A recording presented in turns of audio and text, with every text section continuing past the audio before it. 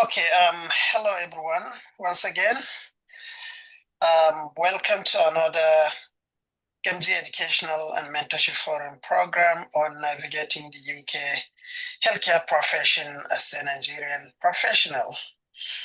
A practical guide to navigating licensing or registration, relocation, as well as navigating job opportunities. I am Mohammed Chutiyami. I am a mentor and one of the founding members of Gamji Educational and Mentorship Forum. And I'm originally from Yobe State, Damaturu, currently living and working as a lecturer at University of Technology, Sydney, here in Australia.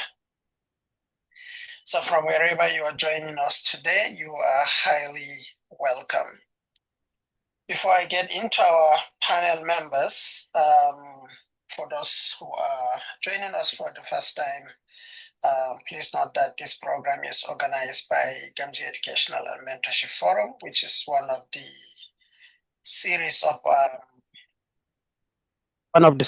webinars that we do every year in order to educate or upskill youth from Nigeria generally, and in particular from Northern Nigeria.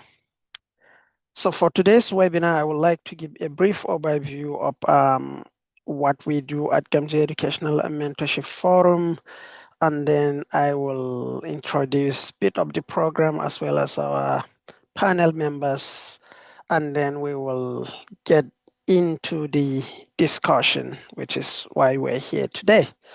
And finally, I'm sure many of you will have questions, specific questions. So please hold on to any question or post it on the chat.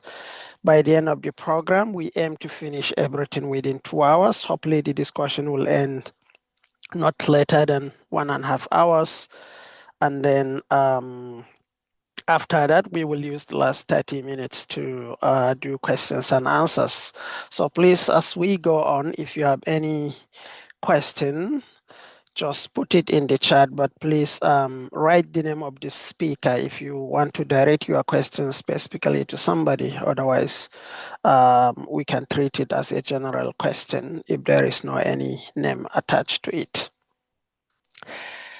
So for those of us who are coming for the first time, Gamji Educational and Mentorship Forum is a forum that we created. A couple of us who are Nigerian citizens from northern Nigeria living abroad in different countries, we come together and decided to create this forum so that we can contribute something to our young ones or youths across Nigeria or even neighboring countries. And since the start of Gamji a couple of years ago, we have mentored a number of potential candidates who have been successful in gaining scholarship or job opportunities across different countries, and we're really proud of that. And online webinar is one of the key things that we do as a way to upskill knowledge or share experiences of people who have been successful in whatever they do as Nigerians currently. So please, if you need more information about Gamji Educational and Mentorship Forum, please visit our website on gamjiforum.com. Pardon me if I missed the right spelling. I'm sure our chairman will put the website in the chat so you can see some of the things that we do, and you can keep an eye about the upcoming events that we have over the year.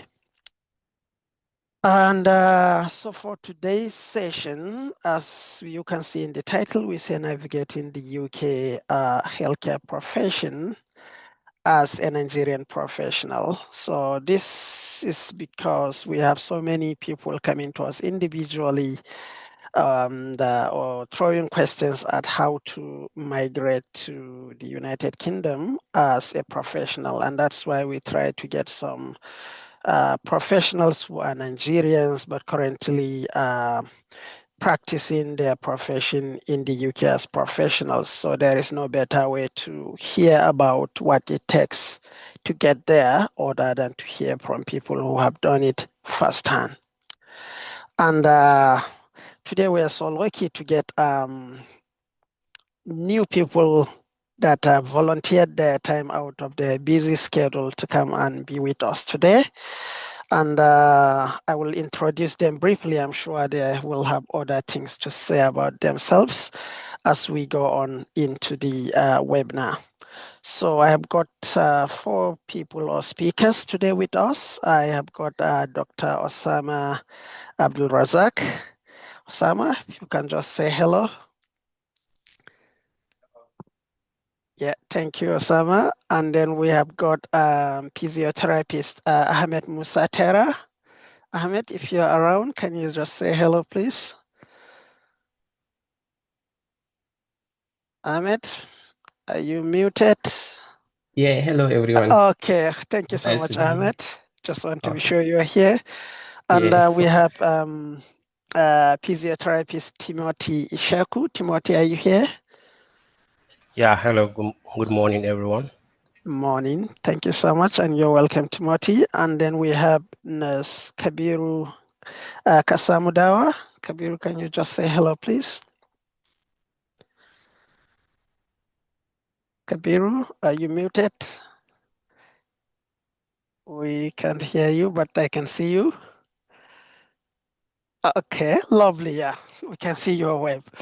So, briefly, I will tell you a bit about our 4 panel members, starting with Dr. Osama Abdurazak.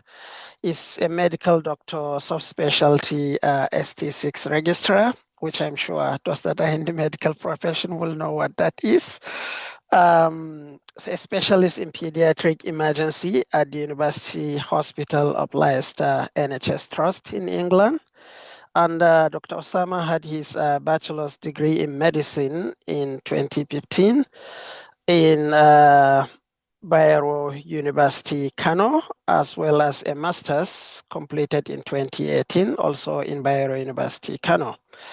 And Dr. Osama has navigated through all the process to get to United Kingdom, whereby he has done so many things, including a number of awards, competitive awards in the area of emergency, pediatric emergency.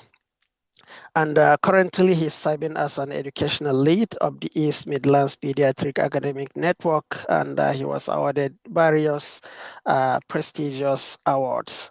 So it's a great pleasure to have you with us here today, Osama. And then secondly, we have Ahmed Musatera.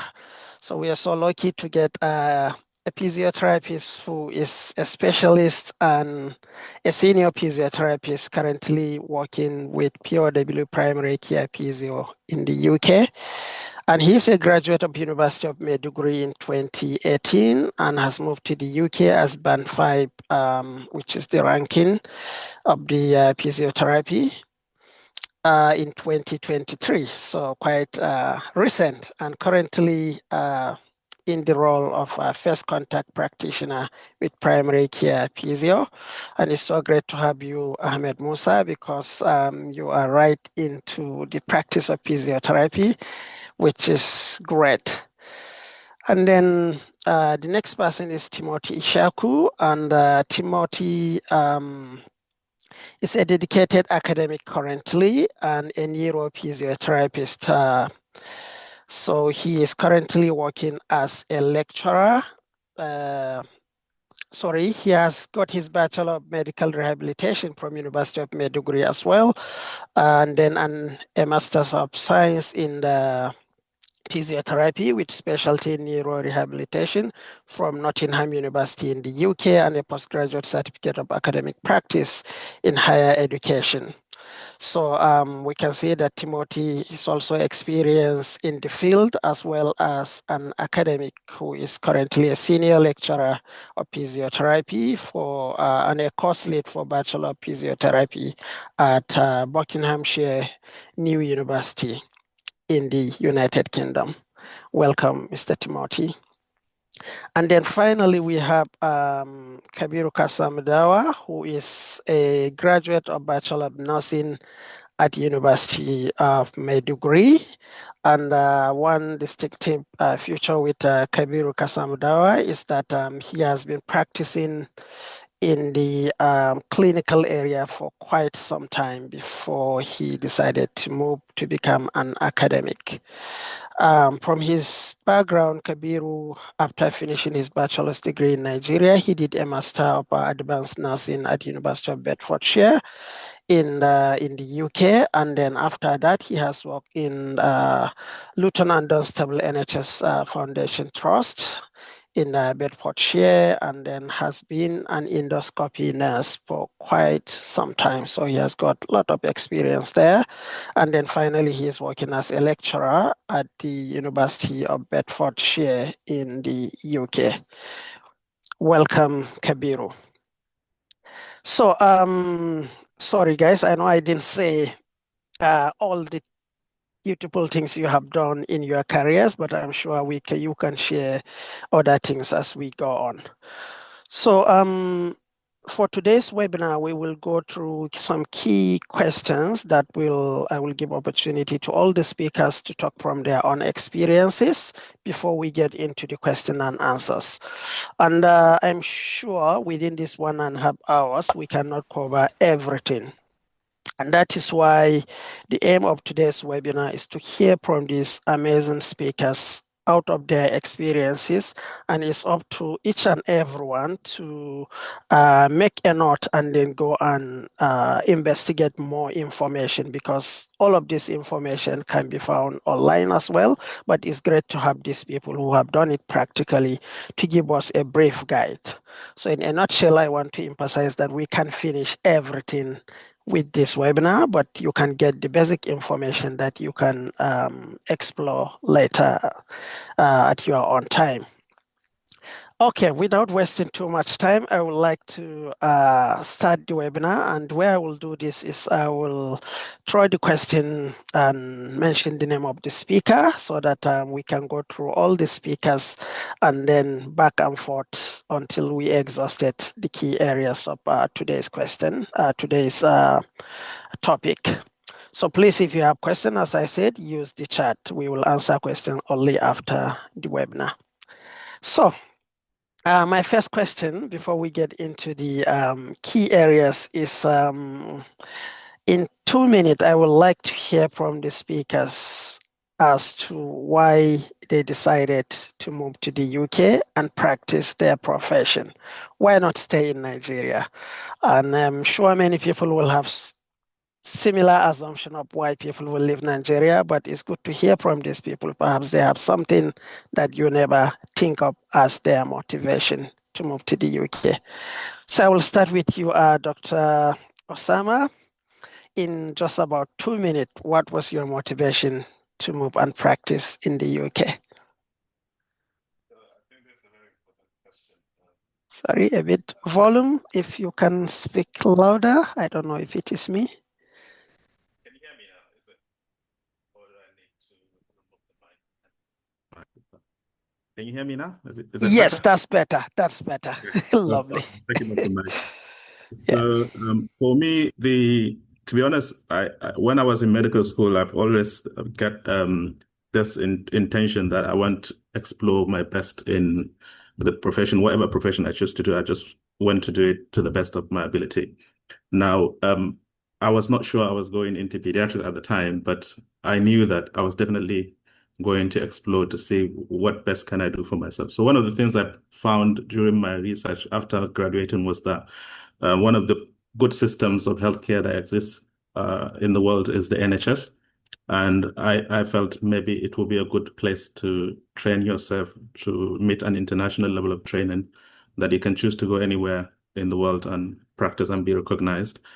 I knew at the time some of our colleagues who finished training back home travel across to Middle East and other countries. And one of the complaints we do get is that the recognition of that training is not as par as the training that other people from other parts of the world are treated. So I wanted to give myself the best opportunity to get an internationally recognized training, and also to give myself a chance for better remuneration. Obviously, we know that the pay of doctors and other healthcare professionals back home is not optimal, and it could be better. So one of the motivating factors for me was also personal, because I've got a lot of family members that would rely on me, and I don't want to disappoint them by telling them that my salary is not good, and probably I need to do more because I can't. So I felt, why not try it? And it turned out to be not as difficult as I felt at the time, but things are changing, as you would come to know later. So that was my motivation, and I think alhamdulillah, I've achieved most of that so far, or I'm in the process of getting that. Yeah. Absolutely. Thank you so much, Dr. Osama. That is quite impressive to know that beyond the monetary aspect, obviously, there is something big behind it. Okay, now I will be moving to physiotherapist Ahmed Musa. Do you have any motivation as to why you recently, because I think among all of you, you are the one that was very recent, moving to the UK less than or about 2 years ago. So what was the motivation? Thank you so much for giving me the opportunity to speak today. I think I share the same motivation with Dr. Timothy. Sorry, Dr. Osama, I'm very sorry. I never had the dream of leaving Nigeria back home when I was studying. So after graduation, I started working, and I realized what Dr. Osama just said, that I've got a lot of responsibilities on me, and my salary can't actually afford that. And I feel so disappointed to keep telling my family members that, oh, my salary is not enough. And then I spoke to some of my colleagues here in the UK, and they told me about the salary. So that was my first big motivation. And then the second one, of course, is the career opportunity. The UK standard, the NHS one, is a gold standard healthcare experience that if you do have, you can choose to go everywhere in the world to practice and be recognized. So I chose to do that. And thirdly, I love traveling, as you all know. So if you are here in the UK, you will have more chances to travel with your BRP. You can go anywhere you choose to go without any difficulty. Unlike if you are back home in Nigeria, you always have visa issues. So I say, okay, why not explore? Since all this align with my dream, I will get the money, I will have the experience, and at the same time, the opportunity to travel. So that's why I decided to move over here. Lovely, lovely. Thank you so much. And it's great to see that in addition to similar reason with Osama, you also have that ambition of traveling, which is one of my hobbies. So quite interesting. Yeah, Thank you, Okay. Ahmed. And I will also go to physiotherapist Timothy. Obviously, you have been in the UK for a while now, so hopefully you can still remember what was the initial motivation that led you move to the UK and be where you are today in about 2 minutes. Thank you, Chuti. I think great speakers from Usama to the other physiotherapists. I guess remembering absolutely yes, because it's a defining moment in one's career or life trajectory. I agree with what the previous speakers said. For me, it's the professional aspiration. So there is that professional aspiration that I want to work in the academia subsequently, and so the educational opportunity comes with the professional aspiration.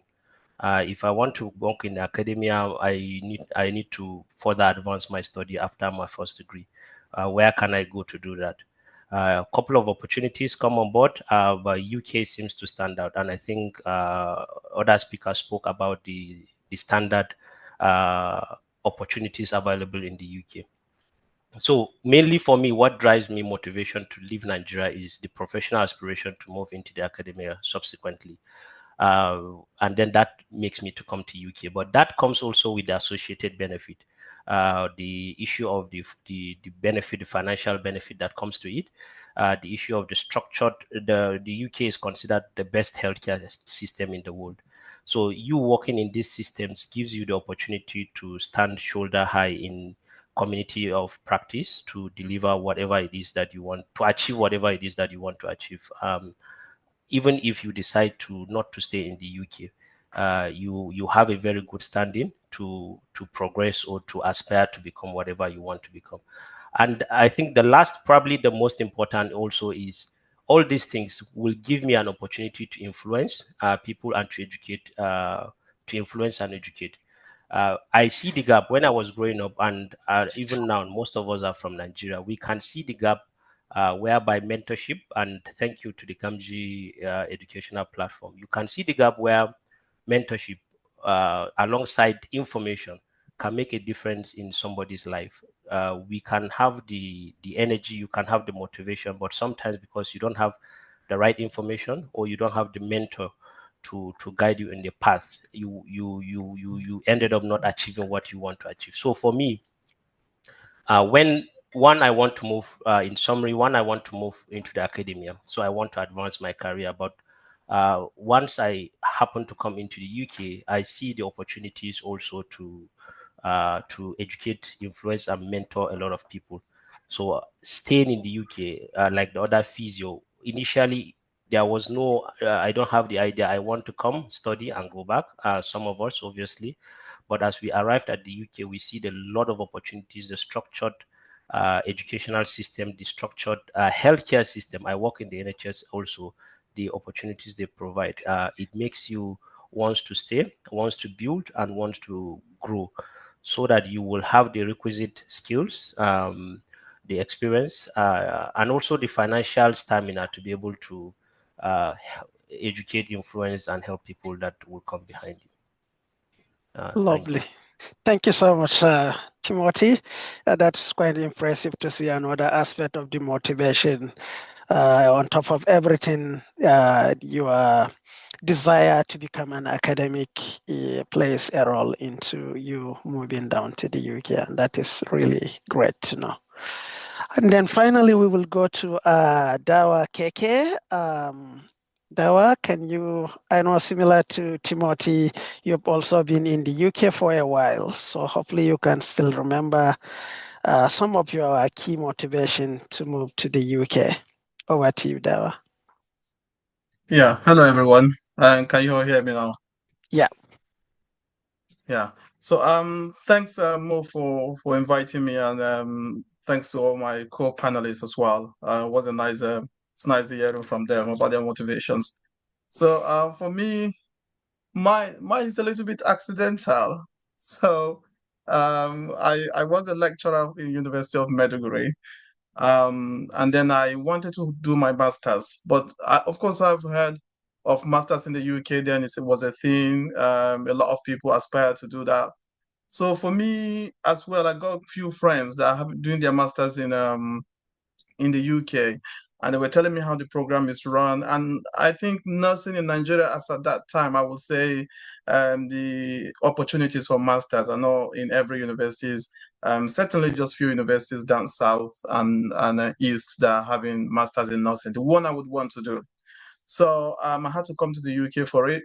So I applied, I got admission, came to the UK. I remember the immigration officer was asking me that how long would you want to stay in the UK? Would you prefer to stay? I was like, no way, like I'm going home. So even when I came to the UK, I was asked few months if I would like to stay in the UK. I said no, because I just want, I aspire, I like academics. I want to have my degrees and just go back and continue what I'm doing. I love what I was doing, which is teaching in Nigeria. So accidentally I finished, and then things before I finished, things began to change. Like then I used to do we do care jobs normally when you come in as a student. So we had the opportunity to go through the registration, and I thought I should do it at least to increase our pay. If you're working as a nurse, certainly you have better salary.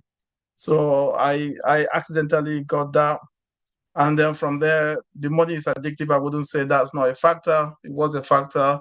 But later on, a lot of other things happened, personal circumstances that compelled me to later change my aspiration, which is staying back in the UK to work as a nurse and then see how I can get my further degrees and all that.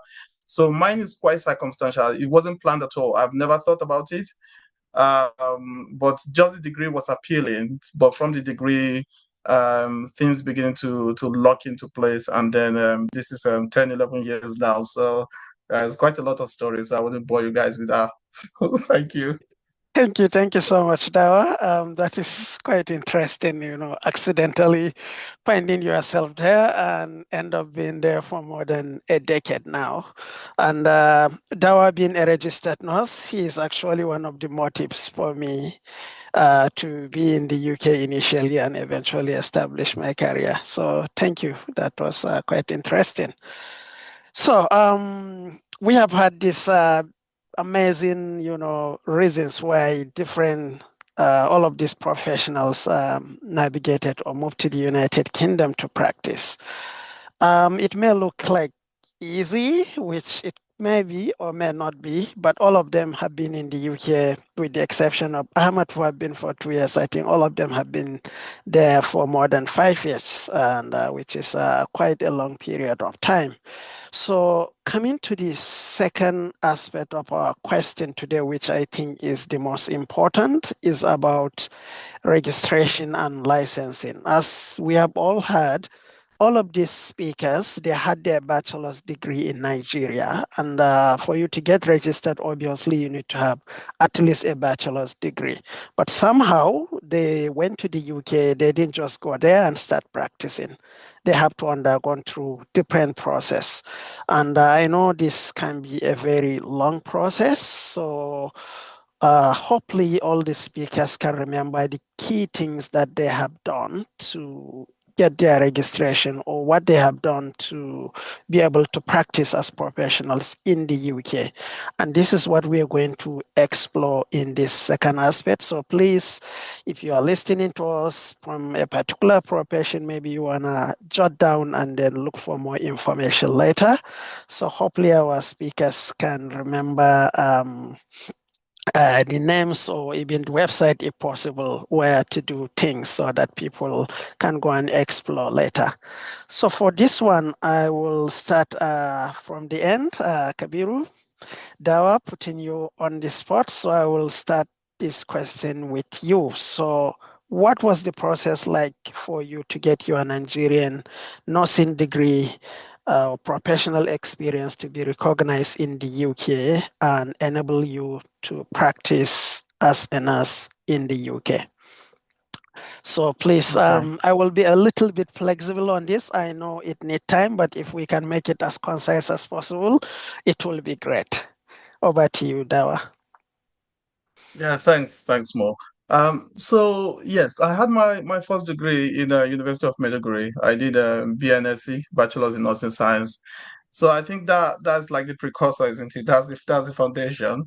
So but if you are here and your nursing certificate is not degree, if you go to School of Nursing, it's still the same thing. Once you are registered with the Nigerian NMC, you are qualified to apply to work anywhere, as far as I'm aware, and that includes the UK as well.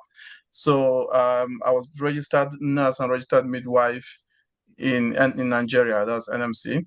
So when I wanted to start working in the UK, you have to register with the UK Nursing Council as well. So I think that's the first thing. You go on their platform, you just register your presence, and they give you a candidate number, and then you start from there. There's a requirement. I think I would say for the past 10 years, the process hasn't changed that much. The first thing you would need to do is actually to pass the IELTS, the English test. That is the start. But then I think in between few years ago, they changed a little bit, because you can be able to even if you've not passed the English, you can start the registration. At least you can get your verification from NMC Nigeria first. So once that is out of the way, you can write your CBT while still waiting for the English as well. So they are hoping that whilst you're doing that, you're doing your verification, you may pass your English test. So back in the day, we used to get stuck at the English level. You will not be verified except you've got your IELTS ready. So I think now it's a little bit liberalized. You can get your registration. And the registration fee hasn't changed for some reasons as well. It's £140 right from then and from now, still the same. So you register to start the process. The Nigerian Nursing Council will verify to say you are in their register. So the process has been very much better now. Back in the day, it's slightly a little bit where a lot of us get stagnated as well. But then now the process is online. You just apply online, and then they do everything is a little bit quicker than before. But now you would have to have worked in Nigeria for a year, for 2 years post qualification. So that again is another lacuna, or another barrier, bottleneck for a lot of people. So you, after your registration, you work for 2 years, then you can now be confirmed, or you can now be verified to be able to start the process. So once you're verified, you do the IELTS, then you have to do CBT. So the IELTS you do in Nigeria, or you can do OET as well, not just the IELTS. The OET is occupational English test. It's different from IELTS, because IELTS is general, is academic. You do the academic one, but then anybody could do that. But for the OET is specific to nurses, though doctors do OET as well, but your questions are a little bit designed as a in the nursing field. So that is another changes that came up. Then during our time, we don't have OET, but now they have OET. So at least you can go for any of the exams. And OET is professional, so I think it's a little bit easier than the IELTS. That's my opinion anyway. But I've not written it, but I've seen their questions. So after that, you now, if you've done back in the day, if you've passed the IELTS and you pass the IELTS OET and you do the CBT in Nigeria, which is computer-based test. So once you've done that, you can get a job to come to the UK and do the final exams, which is OSCE, objective structured clinical exams. So that's the nurses will be familiar with OSCEs. So that is something that has slightly changed for people now. Back in the day, once you have this verification, you will start getting job. Employers can employ you. They will even reimburse you. They will give you incentive to come. They will give you all promises. They will tell you that we refund your money and all those. They will pay your flight ticket to wherever you come in and accommodate you for 3 months. But surprisingly, I've got up to 7 nurses right now that have got their PIN and they're in Nigeria. They couldn't even get a job at the moment. So, which is really surprising. So back in the day, once you get your verification, there you go. You can apply to any job and then you can come.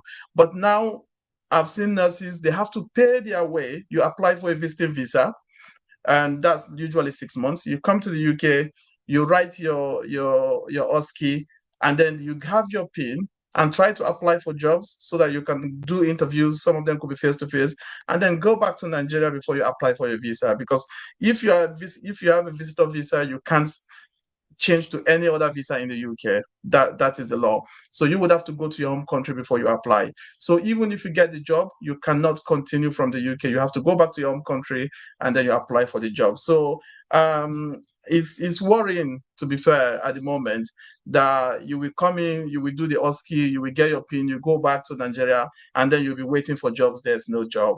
I can't tell the average time people have to wait. It depends on individuals' motivation, their experiences, and every other thing. Some people could apply for, somebody said she applied for 50 jobs, which I don't know how she managed to do that, but it's easier with the NHS platform. Once you do one, you just transfer your applications and just modify it slightly. So somebody said they applied for 30 and they are still waiting. But things have changed slightly in the country. So I think I can stop here, except if there's specific questions, I will come up for that. Thanks.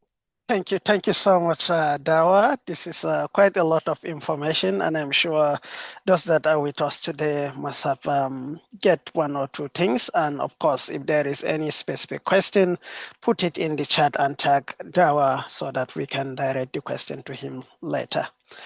So I will quickly move to our next speaker, Mr. Timothy.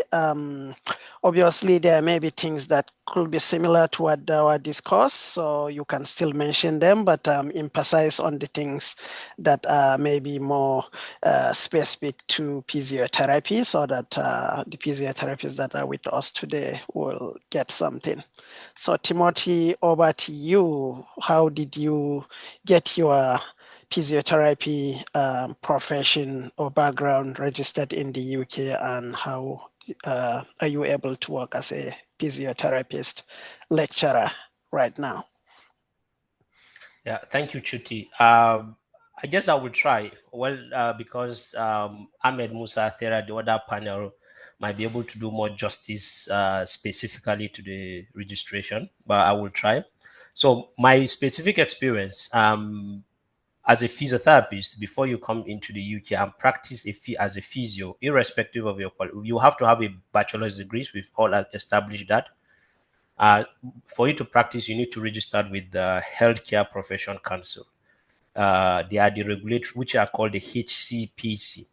They are the regulation profession for the all allied health profession. Here in the UK, they grouped non-medical and dental and nurses into allied health profession. That includes physiotherapy, which is equivalent to medical rehabilitation board in Nigeria. So the medical rehabilitation board in Nigeria, they are the one that once we qualified in Nigeria, they are the one that will induct us. Every physiotherapist in Nigeria will have their induction certificate issued initially provisional before the full registration by medical rehabilitation therapist board of Nigeria. So how you get registered to the HCPC? In my own time, it's a form that you will need to fill. You download the form from their website. It includes the basic section of your biodata and your educational qualification, your professional experience, and then your professional experience, and then a references from at least 2 people who you've practiced under. Once you fill this form, you and the references, you also attached, I in my own case, I attach. So as a physio, when you go to your internship, you have a logbook. So I attached my logbook, just putting in every information they want from me, and then you post it to the HCPC at that time. And once you post it to them, so the first thing is they will do what they call the scrutiny. You will pay a scrutiny fee. I can't remember the fees at that time, but now I think it's around 600 or 550 pounds or 600. So if you're looking at in Naira terms, we're looking at a million, 1.2 or so. We're looking at about 1.2 Naira, 1.2, 1.5 million for you to get scrutiny.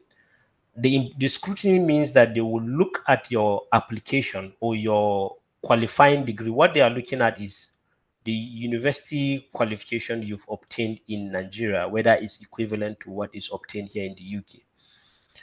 And in your application, and I will encourage people, when you are applying, don't just do the application as a linear application direct. Go to the HCPC website. There is usually a standard of practice, or what every physiotherapist in the UK, there is usually educational standards that they set. From the university, when we are designing curriculum, we have to map out how our course have fulfilled those university standards. So whoever is assessing your HCPC qualification, all they are looking at is looking at your application, whether they have ticked the boxes of those standards that is being expected. And you can look at your curriculum as well as, so even if there is deficiency in your curriculum, which I believe Nigerian qualifications is at par with UK anyway, but if there is deficiency, you can fill that deficiency by doing some case studies or looking at writing some statement about your experience, or asking whoever is writing your references to make sure that those references have filled on these deficiencies, so that when whoever is assessing it will see where you have practiced or where you've qualified to practice in the UK as a physiotherapist. So once you submit your application to the HCPC, you pay the scrutiny fee. They will now send it to whoever is assessing it, and they will look at whether your application is at par with the documents they have on their website, the qualification. And once it's at par, then they will send you an email. I guess one of the happy moment I received is when they say, oh, congratulations, you are eligible to get registered to the HCPC. And once they send you that congratulatory email, they will now ask you to pay a fee again. Now, the first fee you will pay is scrutiny fee. The second fee is to get registered to the HCPC register. And I can't remember the price I paid, but now it's around 250 pounds or so, which is about 500,000 naira. That's what you will pay to get your name registered, and you will get a PIN or license number. And once you get registered, you are qualified to practice in the 4 nations of UK or anywhere in England, and you can apply for your jobs. One thing I forgot to mention, whilst I didn't apply for an English qualification, or I didn't fill the IELTS that Dawa mentioned, but I believed because you can self-certify yourself.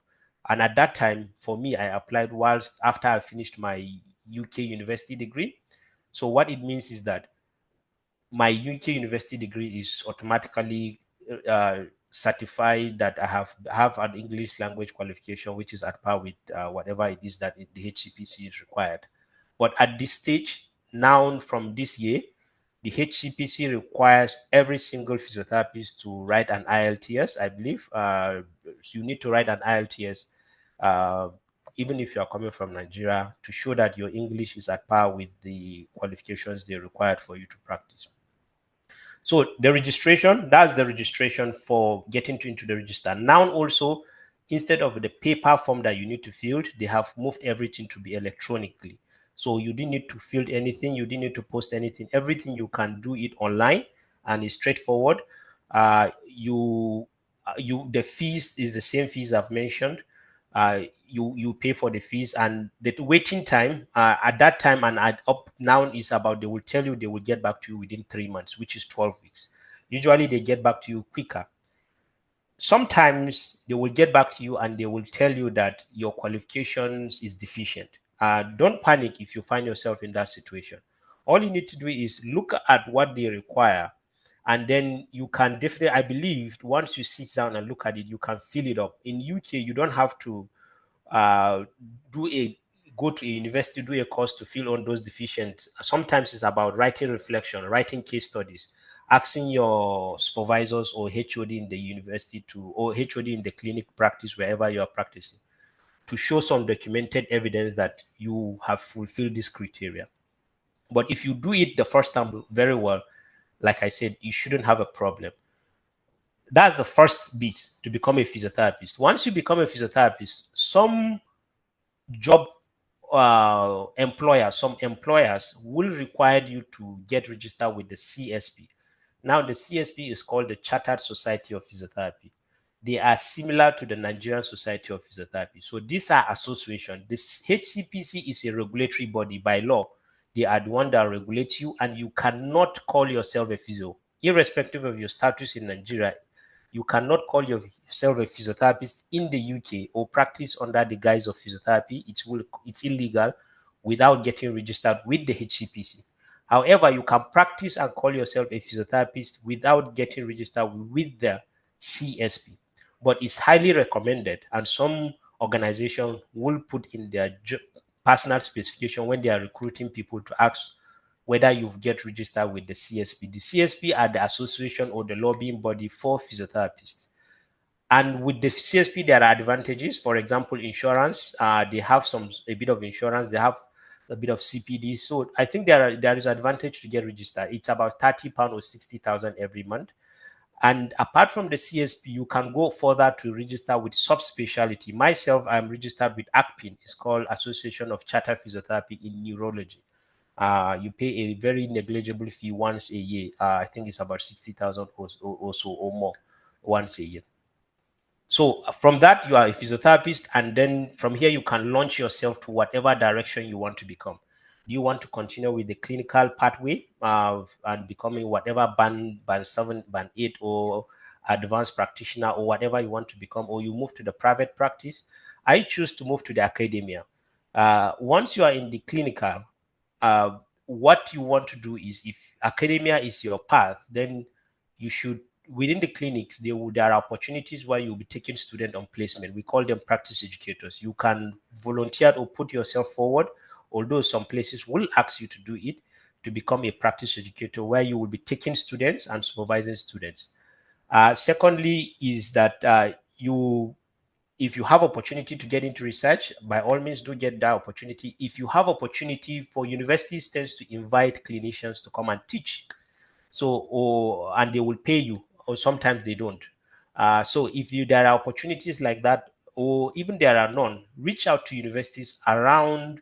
If you happen to be a physiotherapist in the UK, reach out to universities around your locality and just express your interest, and you'll be surprised they will call you for either interviews or for just a lecture, or just to come and give a talk in the university. If you are in Nigeria and you want to lecture in the UK, we are in the process of getting your HCPC. Even in Nigeria, I think one thing you can do is, if you can get your hands in research bits, by all means do get your hands on it.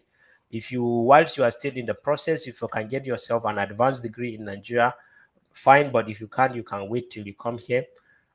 Once you are here in the UK, all you need to do is just to apply. There will be advert. Mainly they tend to advertise the NHS. We all know. I think there will be talk about the navigating the job market and things like that. But so getting into the registration, getting into the lecturing bit, there is no specific registration that you need to do to get into the UK healthcare education, apart from your experience and expertise in being able to add value to the higher education you want to move in. However, they will require you, when you join them, to become an academic fellow, like postgraduate certificate in teaching in higher education. You don't need to have that before you join them. However, if you have it before you join, you can have it. I think Nigeria, you can have the Teachers Registration Council. They tend to run higher education postgraduate certificate. In UK, you can do something like that. It will increase your chances and make you more competitive when you are applying to become a lecturer. However, you don't need to have that, and you can't be able to get that.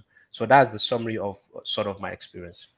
Thank you so much, Timothy. That is quite a lot, wealth of experience there, especially with respect to what it takes to be or increase your chances in the academic sector.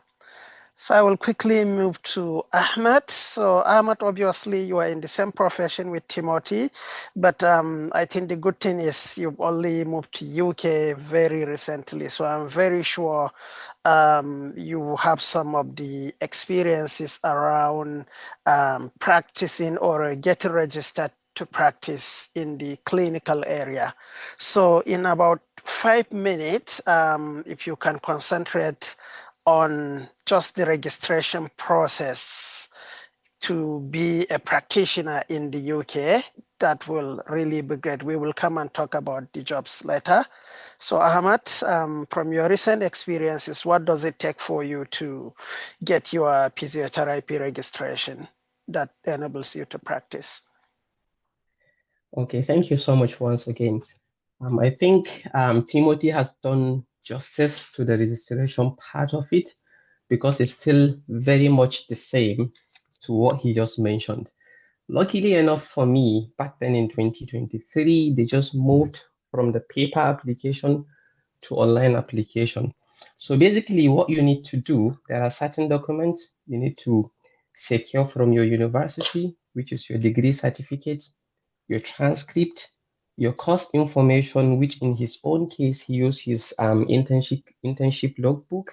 For me, I used my course information, and then a letter of good standing from the police reports, and your MRTB registration. So those are the key things you need to get before you start applying.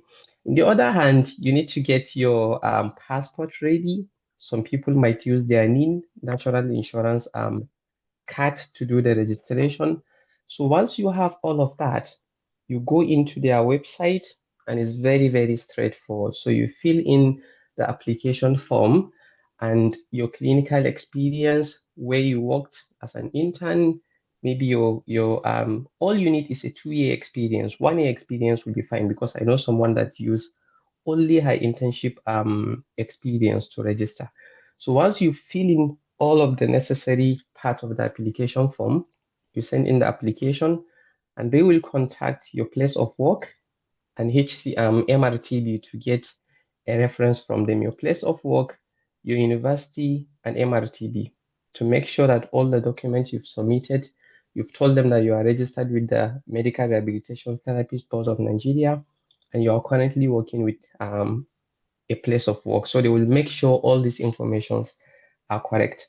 And once they verify the information, they marked your application based on the competencies specified in the application form, like Timothy mentioned. You will get a notification that your application is being considered. For me, it took I think 7 weeks for me, and I got the information that my registration has been considered. And this is one of the best news that you are experiencing to get, you are waiting to get. And once they've contacted you, the registration fee when I did mine was £540. But surprisingly, within the span of 2 years, they've increased the money 2 times. So now it's around 678. And then you move to paying the registration fee later, which is around £250. So in summary, this is all you need, and you'll be registered. Aside from the ILTS that is not mandatory. I didn't do that. Thank you so much, Ahmad. That is quite That's great. fine. And I'm sure many physiotherapists with us today will definitely love to follow your pathway to get started, with the practice before they can later decide on specializing or moving to another Yeah. sector. Thank you so much. Yeah. So I will quickly move to Dr. Osama. So obviously, Dr. Osama, you have been through so many things. Registering your medical degree is one thing, and becoming a registrar is another. So yeah, I'm not going to give you time because I'm sure there may be much to talk about, but if you can make it as concise as possible so that we can refer people for more information to read more. So over to you, Osama. How did you navigate the initial registration as well as being a registrar in the UK healthcare? Okay, thank you for the question. So I think it's quite a lengthy process, to be honest. So it's probably best to talk about the registration in 3 stages. Now, for doctors, there are essentially 3 ways you can get registered in the UK. The equivalent of the MDC and the Medical and Dental Council in Nigeria is the GMC here in the UK, which is the General Medical Council. Now, depending on how much experience you've got, if you've just started or you've just finished medical school, then the route I would recommend would be the PLAB route, which most doctors would be aware of. I would talk in a bit about what that means. It is because that is the most predominant route for people coming to the UK. Now, if you are quite experienced and you've worked your way up to becoming senior registrar or a consultant back in Nigeria, then PLAB route probably is not the best for you. So there is another route called you can go for the membership of the Royal Colleges to get registered. But that would each of these routes has its own advantages and disadvantages. I would briefly talk about them. And then there is another alternative route, which is the Medical Training Initiative, MTI, which also is meant for people with more experience. So if you've got more experience back home, you've got either to go for the membership exam or you go for the Medical Training Initiative. Now, coming back to the PLAB route, which is what the route I used when I was coming. At the time, I've just finished medical school, like a couple of years at the time. So I didn't even know about the other routes at all at that time. So essentially, to go through the PLAB route, you need IELTS, the English test. Like other speakers have mentioned, for physiotherapy and nursing, you need the English test. So it's quite similar for doctors. You need to do the English test. At the time I did it, it was only IELTS. but now we've got the OET exam, which is the occupational test, and that is tend to be more focused to your profession. So like I think one of the speakers mentioned that there's one for nurses, there's one for doctors. It's slightly different, but essentially much easier route to pass in the English test. Now, after passing the English test, the next stage of the process is to do the PLAB 1. PLAB stands for Professional and Linguistic Assessment Board. It's just basically similar to the OSCE exam that the nurses do. Now, PLAB 1 is essentially a theory-based exam, which you can do, mostly you do it back home in Nigeria. I did mine in Abuja. There are other centers across Nigeria, in Enugu, in Lagos, and the exam cost around 200 plus pounds. It's it's done every 6 months in Nigeria, but if you're here in the UK, they do it every 3 months.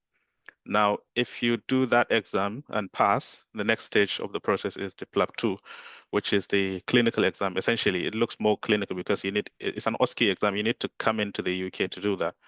Quite similar, I think, to the nurses one as well.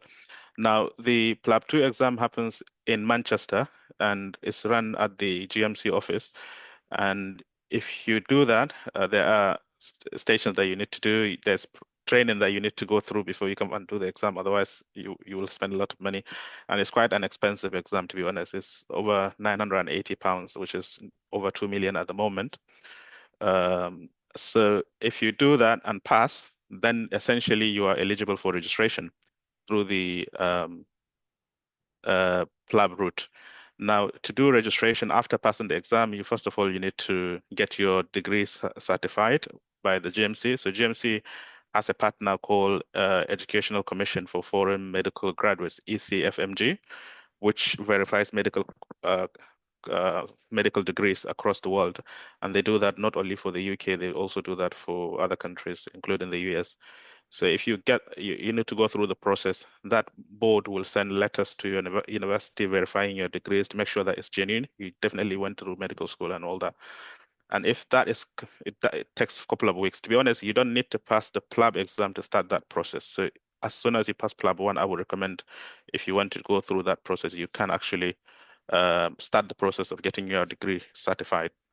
Now, after doing that, you make payment, apply for registration with the GMC, and you get registered. Now, the registration they will give you will depend on whether you've done the compulsory housemanship back home in Nigeria or not. If you have, which is most likely the case because it takes time to do all these exams, you would have finished that. So then you get a full registration with the GMC. And if you don't, you get the provisional registration with the GMC, which often limits your options for job application. Now, that is the PLAB route, which is, like I said, is the most common way people have got to the UK. And like other speakers have mentioned, the process is changing mainly because the number of people who have passed the exam are quite a lot at the moment, and the jobs opportunities are getting less and less with time. So because of that, it's getting much difficult to get job after passing the PLAB, which is the current challenge in the last few years now. That's why the other routes are increasingly becoming important. So the second option, which is the second route, I'm not saying it's in that order, in order of being option 1, 2, and 3. No, I'm just saying the second in terms of the order I'm going to explain it is the membership exam. The membership exam depends on what specialty you're choosing to do. So if, for example, you choose to do pediatrics, which is what I'm doing, so you need to do the membership of the Royal College of Pediatrics and Child Health. And for pediatrics, for example, you need to do 4 exams. 3 of them you can do virtually from Nigeria. The last one you have to come to the UK to do that. If you're doing internal medicine, for example, you do the membership of the Royal College of Physicians, and that has got 3 exams. And then if you pass all of them, you're eligible for registration. Also, the last part needs to be in the UK, or you can go to other countries to do the final part. It can be in Sudan previously. I'm not sure if that's happening with the war, or you can go to Egypt or Saudi Arabia. There are other centers, depending on the specialty you're doing. And if you're doing surgery, you can do the membership of the Royal College of Surgeons. Depending on whatever specialty the membership exam you take that. It's easier for people who have already done a lot of training in Nigeria to pass this exam because you've already trained in Nigeria. Our training is actually really good, especially the theory aspect of our training. We're very good at passing the theory exams easily from Nigeria. However, the challenge with this route is that the exams are many. Oftentimes you have to do 4 exams, like for example in pediatrics, or 3 minimum. And the other challenge is that the exams are more expensive relative to the PLAB exams. The PLAB 1 exam is, like I said, nearly just under £300, which means it's more affordable than exams that would be £500, £1,000, depending on which specialty you're doing. So that is one of the challenges that makes people not to go through this professional exam, even with the experience, especially with the current exchange rate. But the advantage of doing the membership, however, is that it makes you have qualification at the end of it. So if you pass all this exam, you're not only eligible for registration with the GMC, but you're also getting a new qualification to your name. So if you pass, for example, for medicine, you get MRCP, which is the member of the Royal College of Physicians. And that alone is a qualification that you can use not only for coming to the UK, but also if you choose not to come to the UK or you can't get a job, you can use that qualification to go to other countries and you would be recognized a lot with that. So that is an advantage. I think it's really important, especially now that jobs are getting difficult. You can actually choose to just do the exam if you want to go to other countries. For example, you want to go to Saudi Arabia, you want to go to UAE, you want to go to Qatar. All these countries would look at you differently if you have the membership exam than if you don't. So that is the second route in a nutshell, and it's increasingly becoming common, but the challenge, like I said, is the cost. The last option, which is the MTI, or the Medical Training Initiative route, is also for people who have got significant experience in their chosen specialty. So you must have chosen a particular specialty and you've been in that specialty for some time. Oftentimes they will say minimum of 3 years in that specialty with a postgraduate qualification in that specialty. For example, Part 1, most doctors will understand what I'm saying if I say Part 1 in Nigeria. So if you have Part 1 in Nigeria in a certain specialty, that would be recognized as a postgraduate qualification. And so now this route recognizes your experience back home, and essentially the creation of this route was to allow people with experience in developing countries to come to the UK, spend a couple of years to get postgraduate training here, with the aim of them going back to Nigeria or any developing country to practice. Now, in the past, they used to limit people. After the 2 years, you have to go back to your home country and practice. But now, when the challenges of jobs was rising in the UK, so they abolished that. So you don't have to go back to your home country. If you finish the 2 years, you can choose to stay. It's left to you to decide. Now, what does it take to do that? So usually it depends on the specialty, but essentially you would still need to do the English test. I forgot to mention that for membership stage, you also need to do the English test after passing all those exams before you get registered. Just so you know, all the routes require you to have English. Essentially, they want to be sure that you can communicate with people here easily. Now, going back to the MTI route, so you need to check for your specialty on the Royal College website of that specialty. It's openly led by the Royal Colleges, and they advertise every year for the positions. They have eligibility criteria for each specialty. Like I've mentioned some of them, like years of experience in that specialty and having postgraduate exam. And then they will do you apply, and then they select certain applicants and call them for interview. And if you pass the interview, then they recommend you for registration with the GMC. If you are recommended and pass the interview, you don't need to do any PLAB, you don't need to do membership exam, you would get registered that route. And that alone is enough for you to start looking for jobs. And actually, most of the times it comes with a job at the end of the MTI route.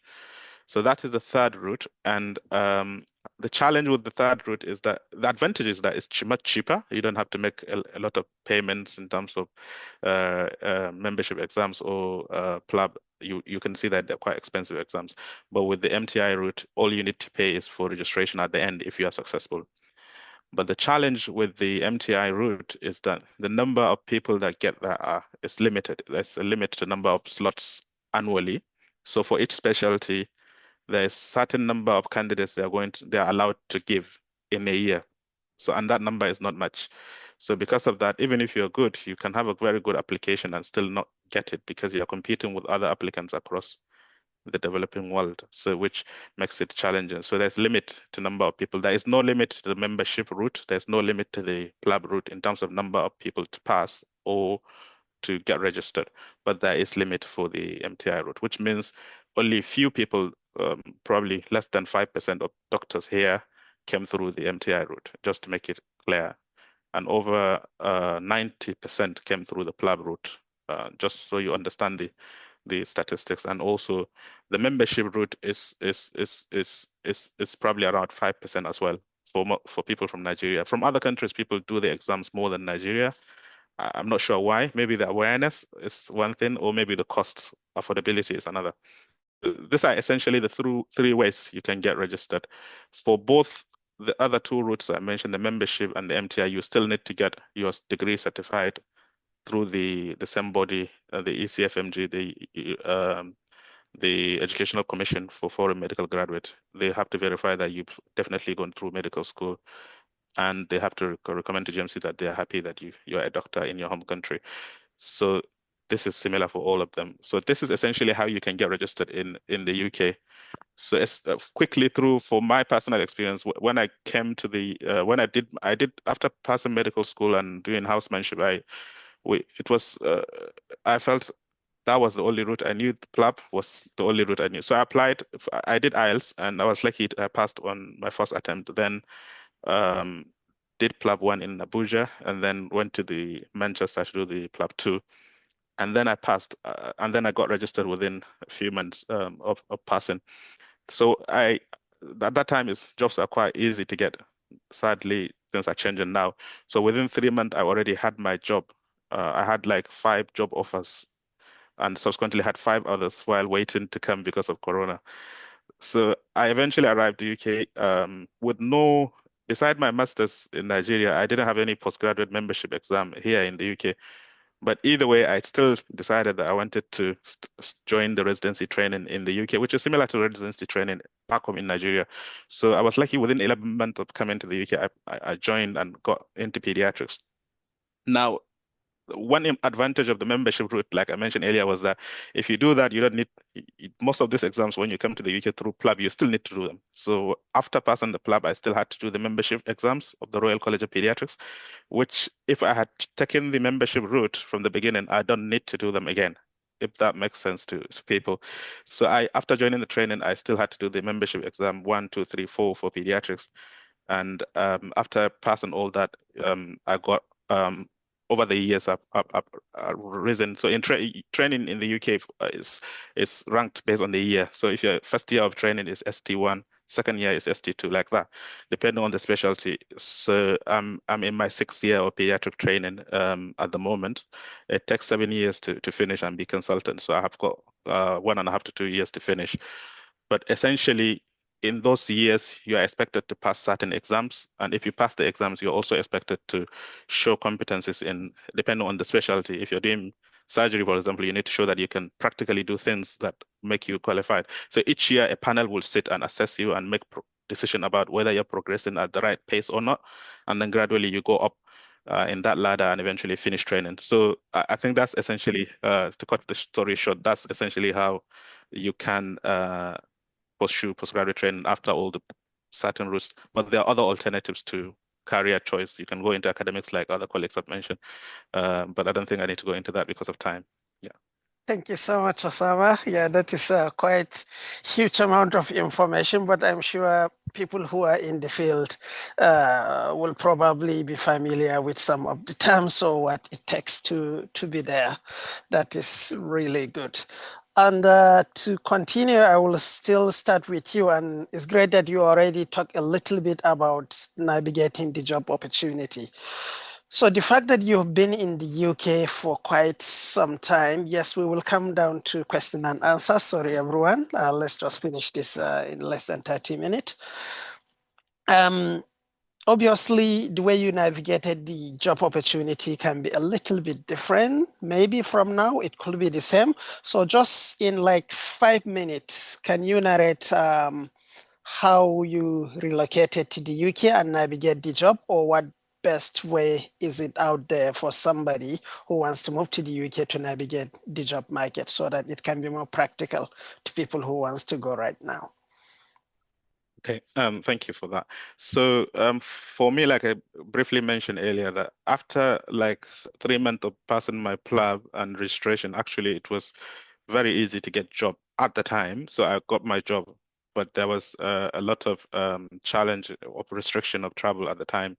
So I stayed 6 months after waiting for that to be lifted. So in the later part of 2020, I arrived the UK around August. That's about 5 years ago. And what that time I applied for over 300 jobs, to be honest.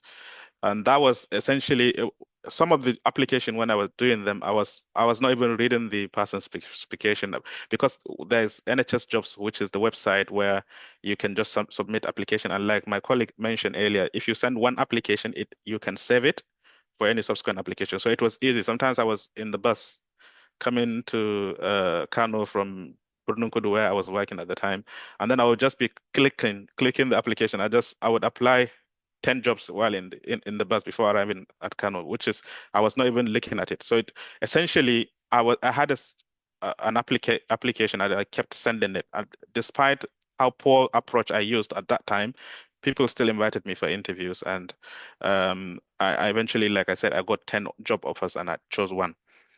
Surprisingly and sadly, the last few years, the jobs in the UK are going down, mainly because a lot of people from across the world have chosen the PLAB and got registered with the GMC, outnumbering the number of jobs available in the market.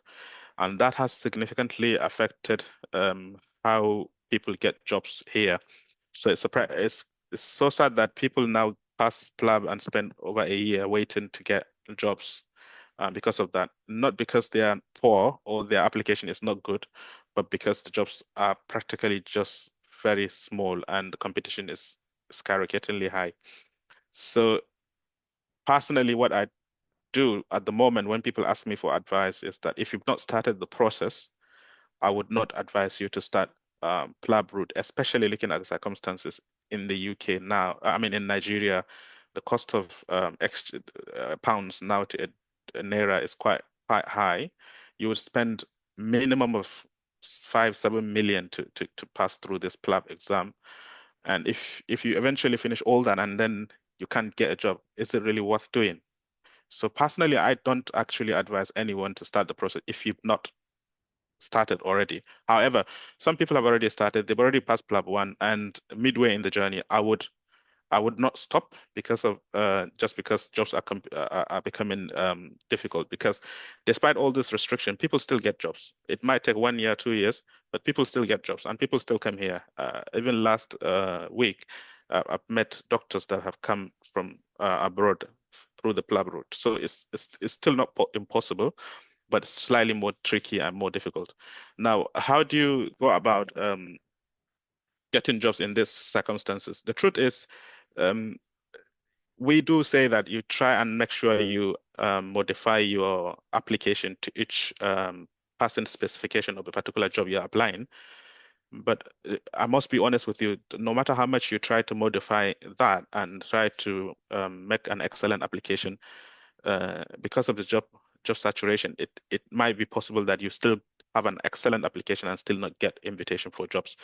But most times people doing this route are not jobless. They are doing certain things back home in Nigeria. So even if it takes you 3-4 years eventually to get a job, you are doing something back home. Carry on doing that. It might take you longer to eventually get a job, but you will eventually. If you get the job eventually and move here, all that experience you have in Nigeria it's not useless. It's going to count. It took me essentially 5 years post finishing my degree before arriving at the UK. And the years of experience I had in Nigeria was not useless. I told you that I'm in my 6th year of training at the moment, but I came to the UK 5 years ago and I spent 11 months before I even joined training. So the reason for that is they counted part of my experience in Nigeria. And because they see how you practice and see that they're happy with your competences, they can actually make you go faster.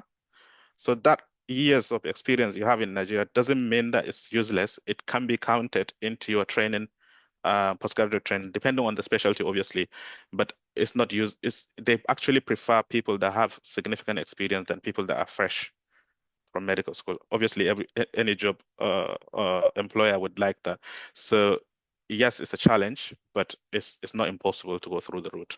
So that's what I would say about the jobs. It's sad, but there is something that's increasingly becoming common called the JAPA 2.0, which is the second version of living. So people are increasingly becoming aware because of this competition and everything, even after postgraduate trainings, getting a consultant job or getting a GP job is becoming increasingly more difficult. So people are actually exploring other options.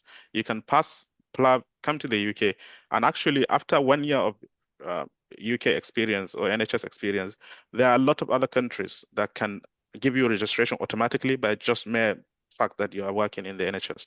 For example, Australia, definitely, after 1 year of UK experience, you don't need to do any of the exams. They will give you registration and you can apply for jobs. And then Canada is increasingly becoming common. After training, you can go to Canada. I've known many people that have gone to Canada from here and they're happy. Or you can choose to go elsewhere to the Middle East. But the challenge of going to the Middle East is that I would recommend you finish your training in the UK before you go to the Middle East, because they don't have much career progression. So if you're going there as a consultant, you already achieved your peak. So there's no limit in terms of what you can achieve. But if you're going there as a junior doctor, then you don't have opportunity to do residency that you have in the UK or in the other European countries. So that's briefly what I would say in terms of jobs. Thank you. Thank you. Wow, that is really great. And I like the last bit. If you really can get the right job in the UK, you can use that experience to move to another country. I think that is really a good take-home message. Thank you so much, Dr. Osama. I will quickly move to Ahmed.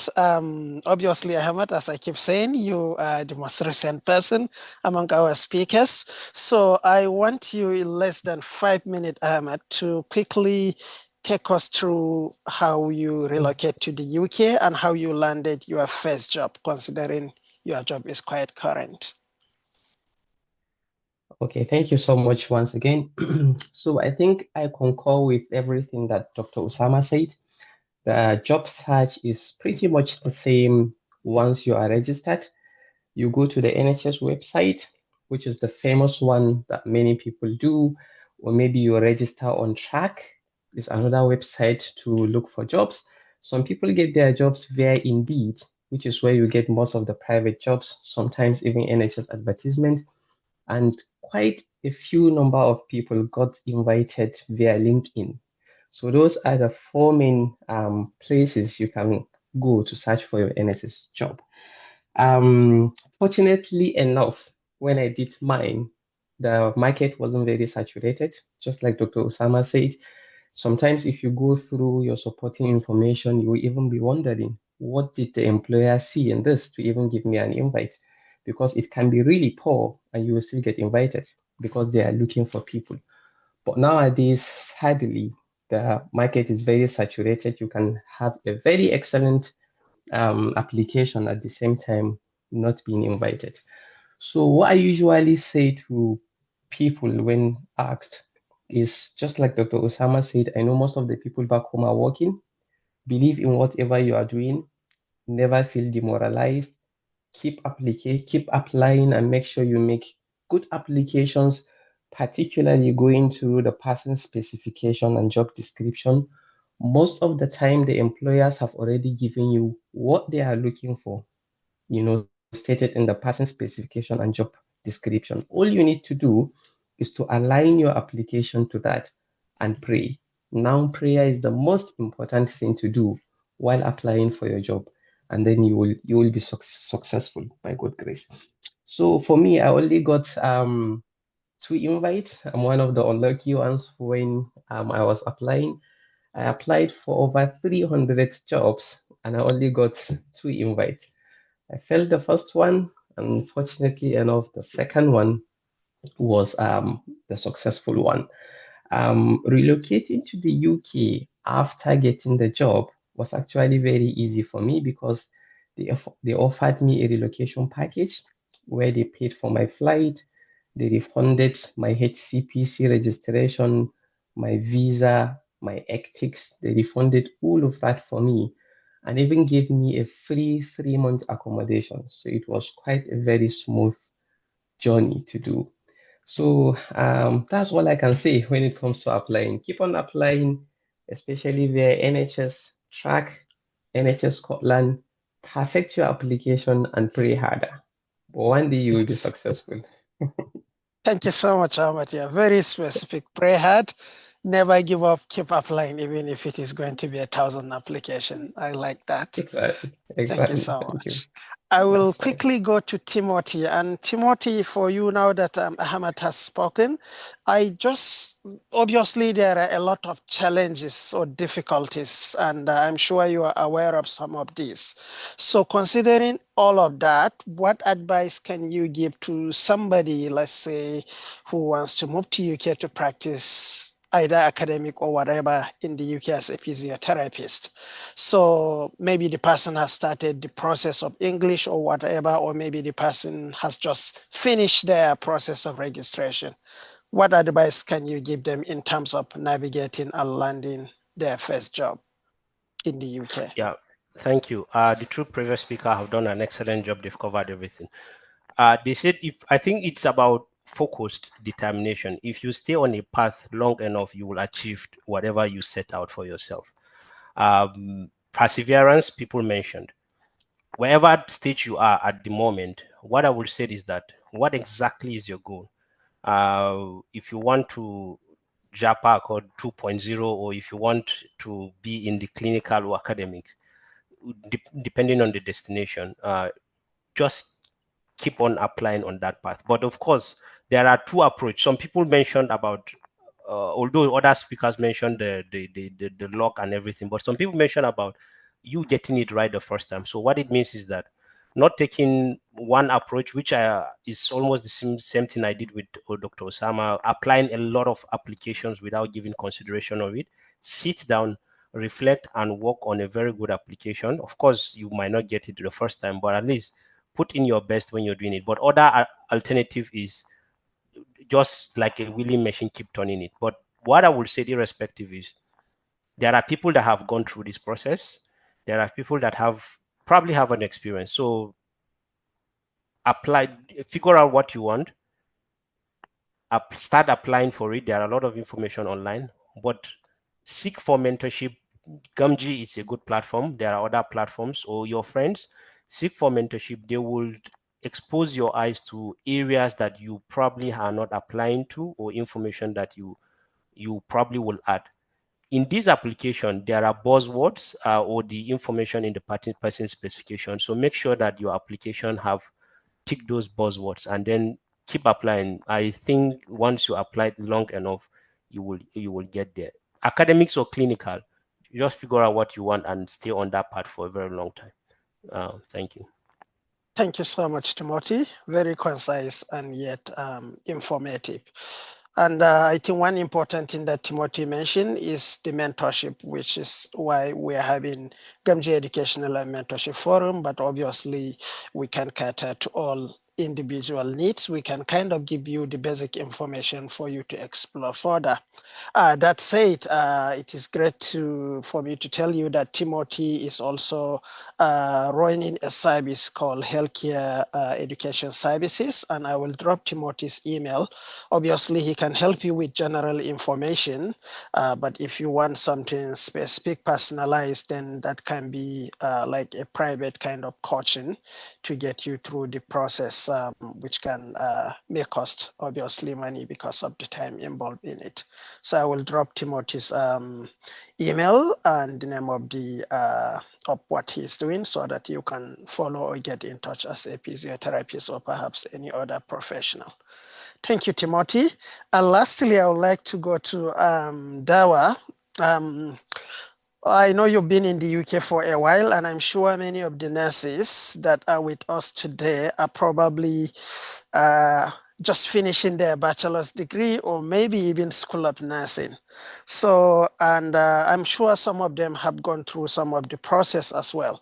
So, what advice can you give to somebody who is a nurse that has either started the process of registration to UK or maybe has completed but is lost about where to start in terms of looking for a job? What advice can you give, Dawa? All right. Thank you very much, Mo. And I do apologize to Dr. Sama and Ahmad. I never believed someone could make an application up to 50. So when somebody said they did 50 applications, I thought that was too much, but Dr. Sama just said 300 and Ahmad confirmed that as well. So it was a bit surprising for me because when I finished, Mohammed, you might know this as well. So if you just put your name that you are a nurse on the internet on any platform, in a day you will receive more than 30 calls. They will be calling you, different agencies will be calling you, they want to work for them, nursing homes, different people will be calling, and then you get fed up because so many job offers, and then you look for the ones that you want. Up until 2002, most of the people that came in were given relocation packages, and then Amma just confirmed it was given as well. So they pay your flight once you just pass the CBT and you have a decision letter. Then there's what they call decision letter. NMC will certify that yes, your certificate is genuine, and then you've gone through, you've passed the English test, and you've passed the professional exams, the computer-based professional exams. And then once you have that decision letter, you go to NHS website and apply. They will be calling you. I think then from up to 2022, you don't need to do more than 10 applications. They will give you a job. But now I've seen a lot of people that have their pins and they've been applying. They're even in the UK that couldn't get a job. But that shouldn't discourage anybody. I've been 10 years in the country. I've seen different cycle. So the UK goes in cycle. Things can be locked at this moment, and in a few years to come, the political climate will change. NHS, we have different funding. Not that we don't need nurses. If you go on Google and type, we are short of about 35,000 jobs, nursing jobs in the country, in NHS as well. So we have nursing homes that, because they don't have the resource to bring nurses, or because of other political reasons, they are upscaling band fours to be able to train them as nurses, to be able to give medications rather. That is the job that nurses normally would do. So things after the first cycle now, things might change, policies and everything. So don't be discouraged. You can start your application, because for the nurses, unlike the doctor's route, the nurses route is just one. You will need to just pass the IELTS, do the CBT, and all those things. So there's no any other alternative for us at the moment, as far as I'm aware. So whichever stage you are, if you've passed the CBT, and because the CBT exams, I think it's about £150 as well. IELTS, I don't know, it should be about 100 and something, 140, £50 as well. So once you've gone through that stage, the challenge now is how you're going to do your OSCE. Because back in the day, you get your employment, you come in here and you do your OSCE. So now, for people that don't have the money, that may be a bit discouraging. And I would say, don't give up. Likely, if you stay for 2 years, your IELTS will expire, and then you have to do your IELTS again. The CBT will expire as well after 2 years, and then you have to do it again. But don't be discouraged. Things can change, and you start getting those jobs back. But for people that have the means, and they have a family member in the UK, or they have a way to get to the UK. I learned some companies are giving loans now, but because there's no job, I think that pathway is a little bit difficult as well. So try and come to the UK, apply for a visiting visa, apply for the OSCE exams. It's about £900. So that's a lot of money. As Dr. Sama said, it's quite a big money to about 2 million naira. That's a lot for a kind of a usual nurse. So, but if you can afford that through family support or whatever means, then apply for the OSCE exams, apply for visiting visa with evidence of the OSCE exams, and then they will grant you that visiting visa for 6 months. Come into the UK, try as much as possible within your first month to write the OSCE. So once you write the OSCE, you'll be qualified to be a nurse. You will have your PIN. So now having the PIN is essential because it will put you on a very competitive grounds with other nurses that are already here. So once you get that, start applying for a job. I think now you can go 500, and don't limit yourself to NHS job only. Apply to nursing homes. Don't limit yourself to region. You can go to Scotland. You can apply to Wales. You can apply to any other country within the UK, so that you can open up the opportunities. Wales, I think they still need nurses. They are recruiting. That's another way. You can go to Scotland as well. So do your application everywhere. And then, since you are in the UK, provide to stay in the UK for at least 4 months. And that if you don't have a family member, that might be a trouble, the rent and everything. But once you determine to do that, ways will open for you. I hope so. So once you get your OSCE, you get your PIN in the first month, do the application, attend the interview in person. Since we are already in the UK, put more efforts to go there. Once you get there, some people, they will look at you, like you. For any other reasons, you may appeal to them, to employers, and then they may say, okay, we're going to offer you this job, and we give you sponsorship. So now the problem is that the sponsorship is the issue. They're trying to limit the number of people that will come in through the sponsorship. Some nursing homes have the jobs, but they don't have the sponsorship certificate to issue. And there's a bit of corruption in the system, which again, some people monetize it for some reasons, but this is not allowed. Nobody should pay any money for COS for a job, just to mention that here. So once you apply, some nursing homes, they have the sponsorship, they can be able to give you. But try as much as possible, if you can afford it, and if you have someone here, provide to stay for 4 months, do a lot of applications, attend all interviews, go for job fairs, go to nursing homes. You can knock on doors on nursing homes with your certificate. Say you are a registered nurse, this is your circumstance and all that. Keep on knocking on doors, and hopefully a door will be open for you, and that will be your journey. Then you just go back to Nigeria and you apply. So I don't know if I make justice to this. Yeah. Yes, you did Thanks. indeed. Yeah, you did, absolutely.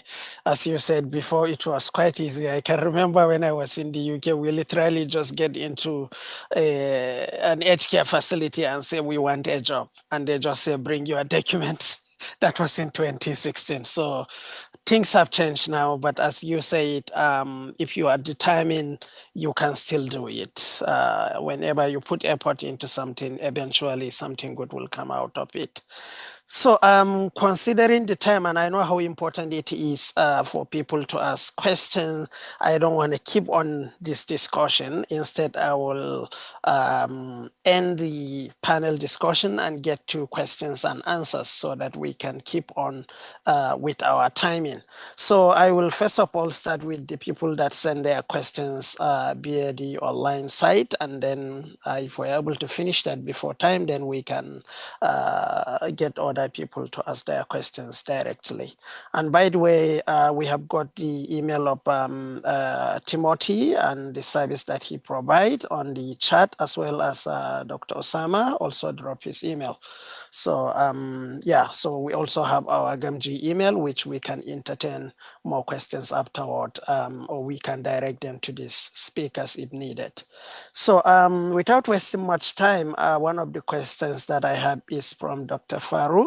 I hope Dr. Farouk is still here. Dr. Farouk said he's a senior registrar in internal medicine, and his wife is just undergoing BSc nursing in Nigeria. So the question is, how will they get to practice in the UK, or what is the best way to get to the UK to practice? So I guess this question has two parts, obviously for himself and for his wife. So in just 2 minutes, Dr. Osama, is there any advice or response you can give to Dr. Paruk, a senior registrar in internal medicine? Yes. So generally, what I would say is there's no blanket answer to that. It depends on personal circumstances. Now, like I mentioned in my talk, that for people that are quite experienced, it's better to go through the membership route or the MTI. However, the cost of these exams is difficult. So oftentimes you might be struggling to pay for the exam fees from there, and but if you don't have problems with finances, which that's why I said it depends on the circumstances. If you think you're comfortable financially to afford this expensive exams, then membership route would be the best. But if you think you're struggling with that, try MTI, which would have less cost significantly. And if you think if you're quite experienced, I would say PLAB is probably not the best route for you, because you already have got quite a lot of knowledge which you can use to pass this exam straight away. So I would recommend the other two options than PLAB if you're already a senior registrar back home. So that's briefly what I would say. I just wanted to use this to say that for the doctors in I myself had quite similar package with relocation. So I had my everything was repaid back, essentially similar to what other speakers said. Yeah, it's not just for nurses and physio. Lovely.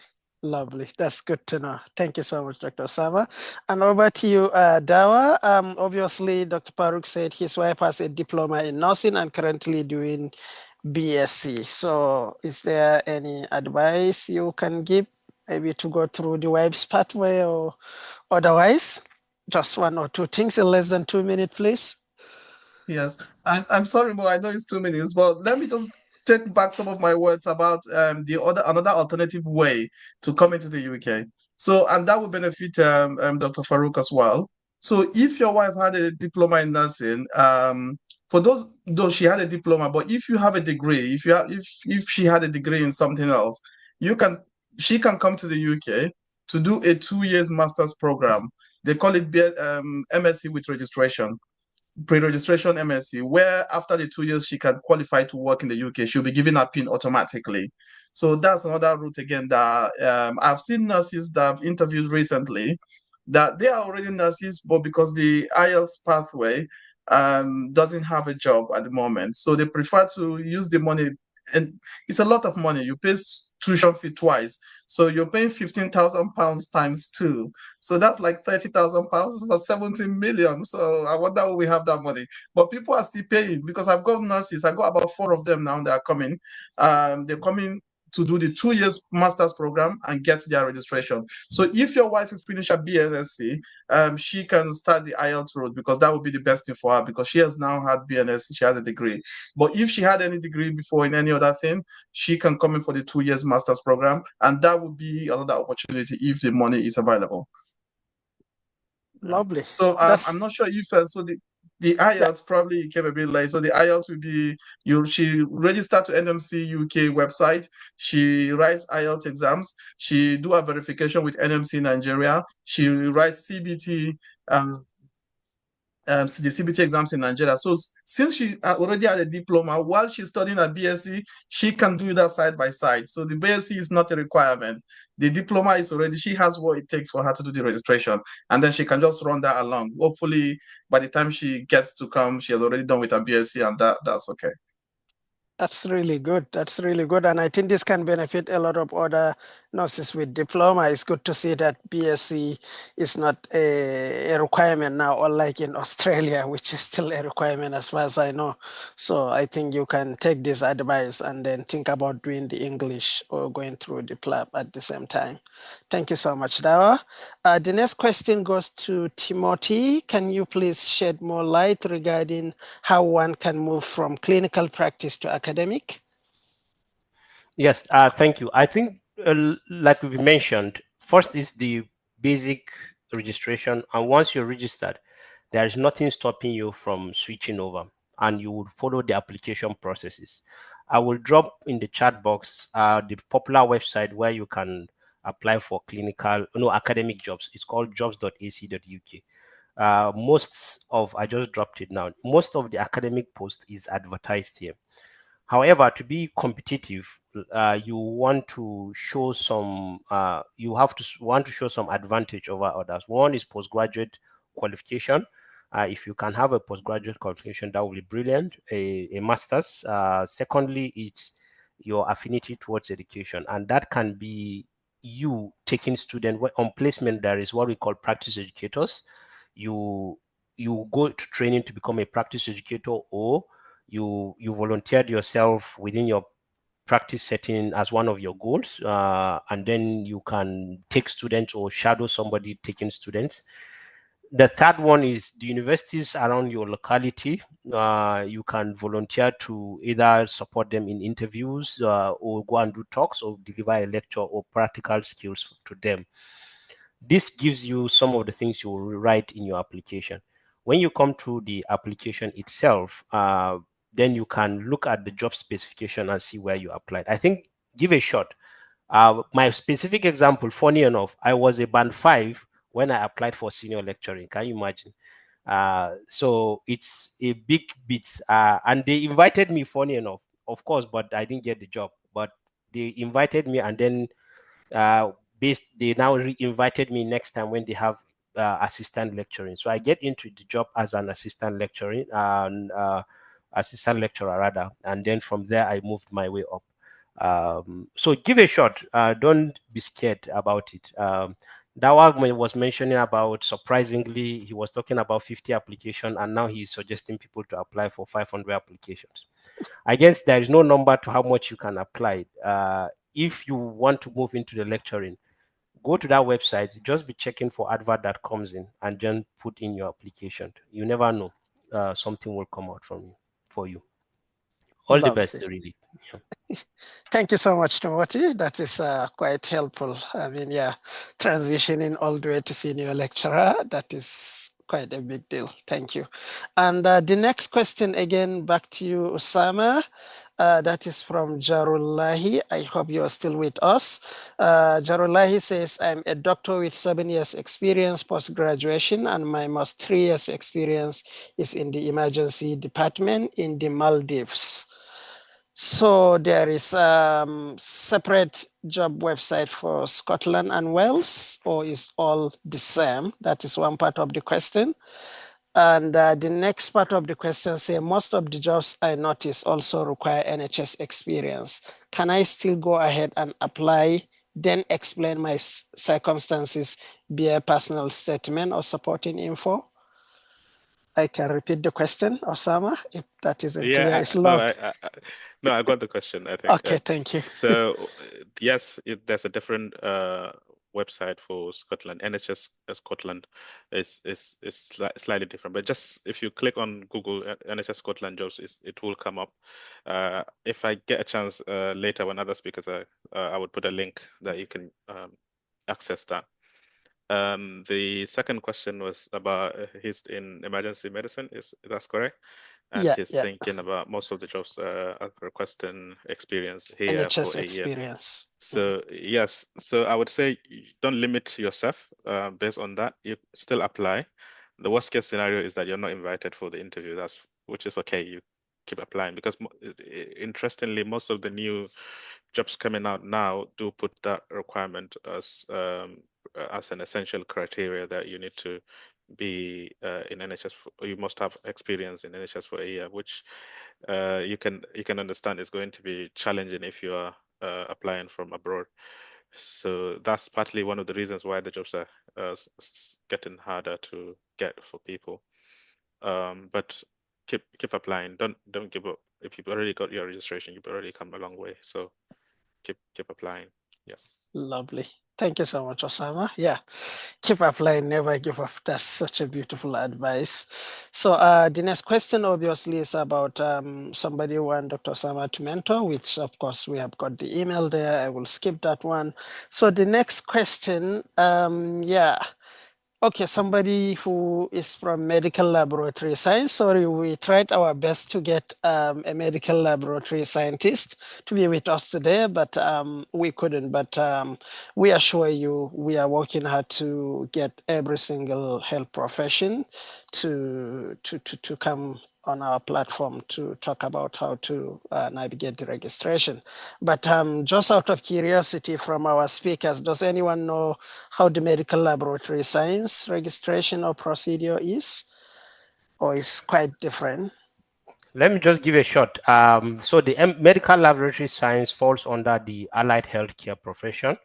So whoever wants to register, so one, you can do the registration, same as was explained for the physios.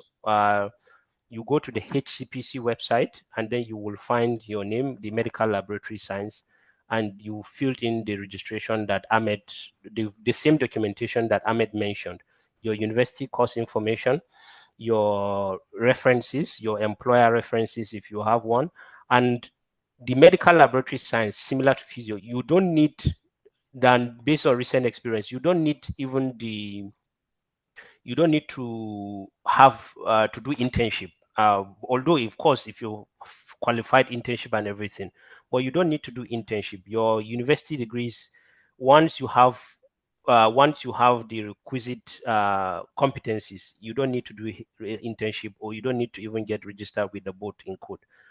Because I know somebody who have got who the processes was able to get the tick boxes, and then you can get registered. But that's one. If your qualification is deficient, the other part is there is the association, I think it's International Biomedical Registration Council for the medical laboratory science specifically. You can get registered via that part route, whereby if you don't have the requisite qualification, I think they helps you to do a top up or some training, and they enable you to get registered with the HCPC. So there are two routes for the BLMS or Bachelor of Medical Laboratory Science. But HCPC website is the best pitch for you, but there are other routes as well.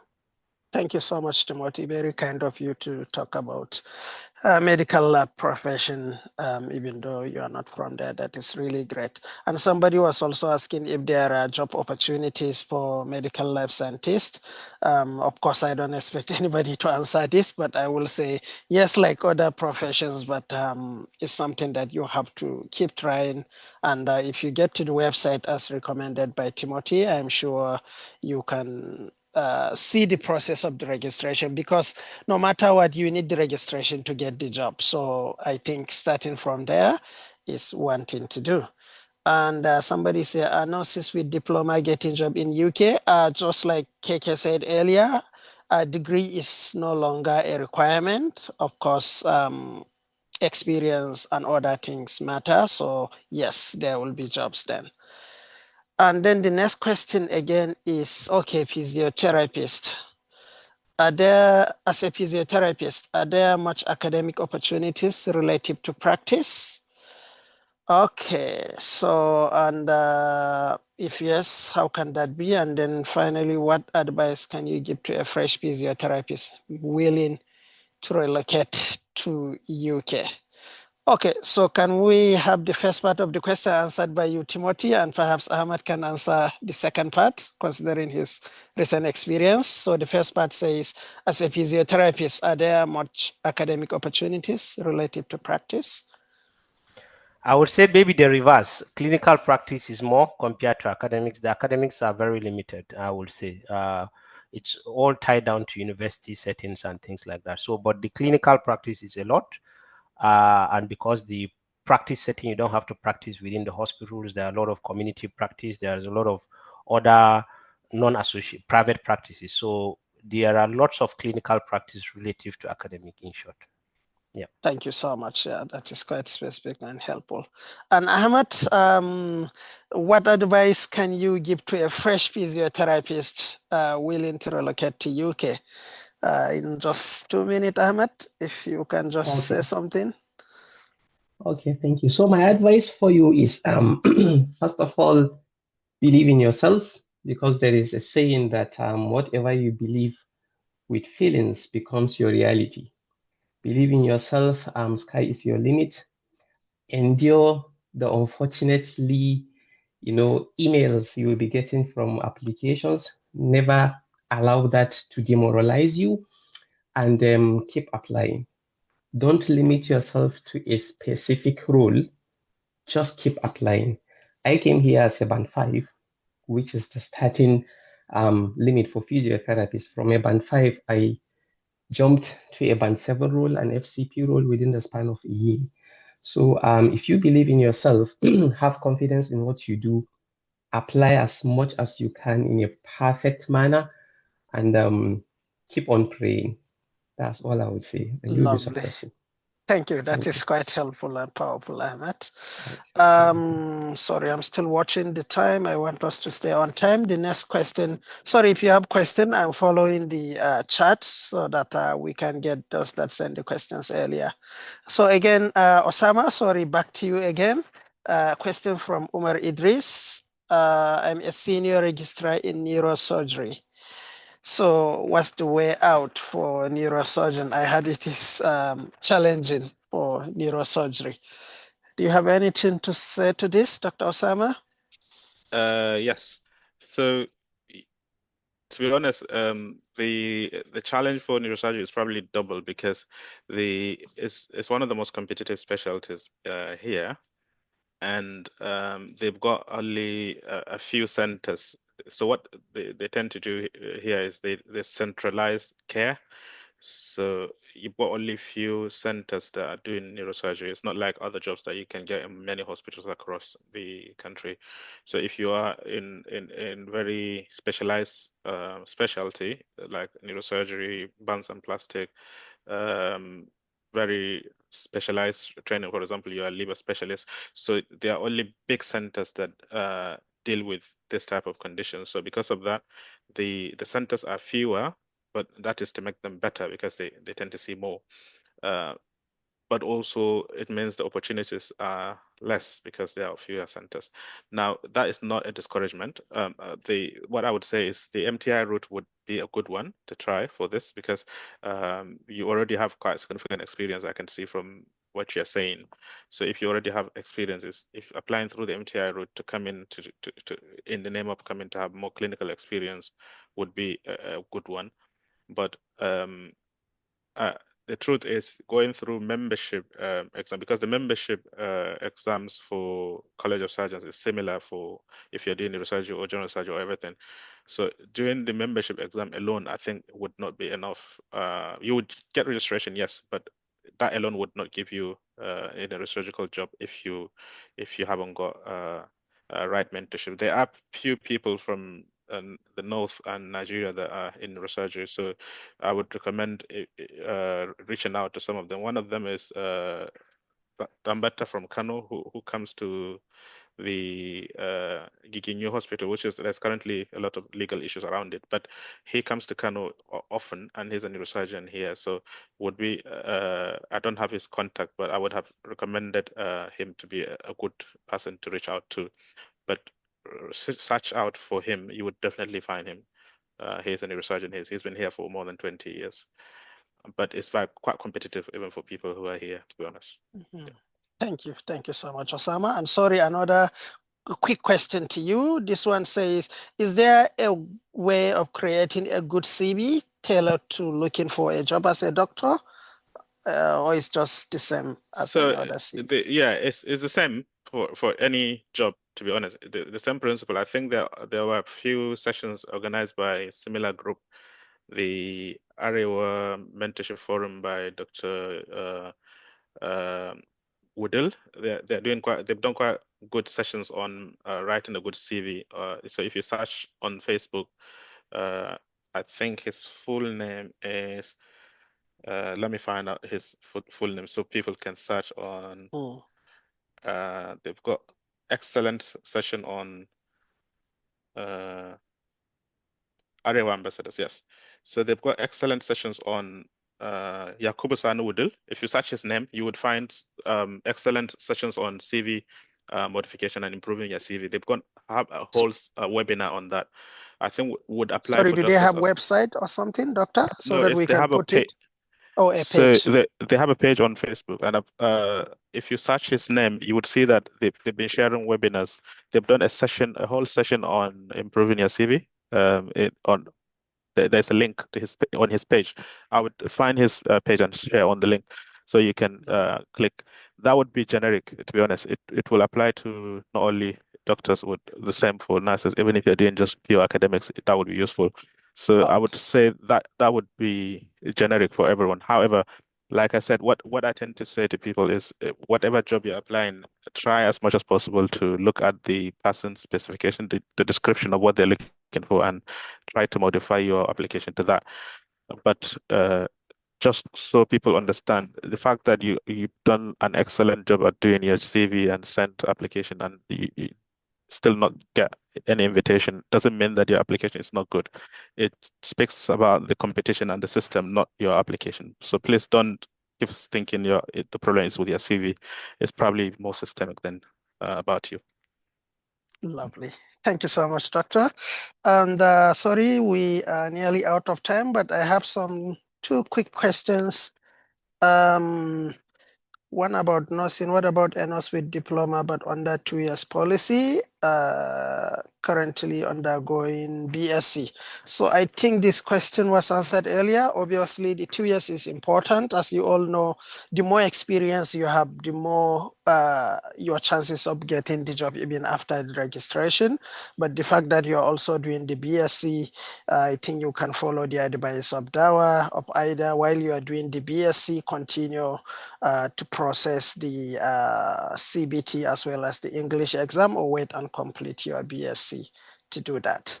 And then to Timothy, please, can you repeat the name of the other route other than the HCPC you mentioned? Timothy? Yeah, I can drop the link. I think it's called Institute of Biomedical Science. I will drop the link in the chat box. It's called Institute of Biomedical Science. Okay, so you can have a look at that. And preparation opportunities. For places like Australia and New Zealand, we will come and we will organize something specific because they are quite similar. Germany and other countries, we will look into that definitely. Okay, let me see. Is there any question?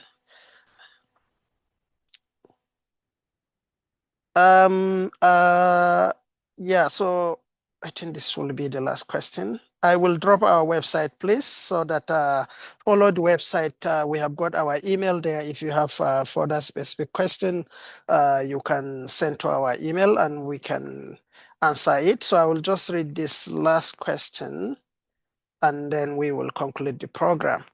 Oh, again, Osama, sorry, back to you again, but I think you may have answered this question already. Help explain regarding membership pathway for medical officer currently serving. Okay. Yeah, so what I Yeah. would just say is that because it seems with that I cannot say what specialty you're choosing to do. So first of all, decide what specialty you want to do first. If you want to do medicine, surgery, internal medicine, psychiatry, whatever, choose that specialty first. And then after choosing the specialty, then have a look at the website of that specialty, the Royal College of that specialty, and they've got a lot of information on their exams that you can get on just by Google search. Yeah. Absolutely. Thank you so much. And we are right on time. Sorry if we don't get to answer your question. Please send us email, and you can also send email to the other professionals that have dropped their emails. And if you have question to one of them, again, you can send us and then we can get in touch with all the 4 speakers that we have today. So with this, I would like to specifically appreciate our 4 amazing speakers. I know it's not easy with your work schedule and everything to create time to have this wonderful discussion. Thank you so much for your time, and we hope we can get you back again another time, because obviously more people have this inspiration to move to another country, especially UK, but this small talk can help people get the basics so that they can go and explore on their own. So thank you so much once again. And to all our attendees today, thank you so much. And if it is your first time, as I have said, we do guide a lot of people, whether with respect to job or academic or scholarship. So you can always follow our website on the Gamji Educational and Mentorship Forum on Facebook and Instagram, and even on YouTube. We do drop all of these videos on YouTube so that you can see. And I think the easiest way to go by now is to go through the website, which I just dropped the website in the chat. Thank you so much for coming today, and we hope you have benefited from the talk that we have today. On behalf of Gamji Educational and Mentorship Forum, as well as our executive officers that made this program successful, I will say thank you for your time and effort. And with this, I would like to officially conclude this discussion. Thank you. Thank you. Thank you. Bye-bye. Bye. Thank you. Bye.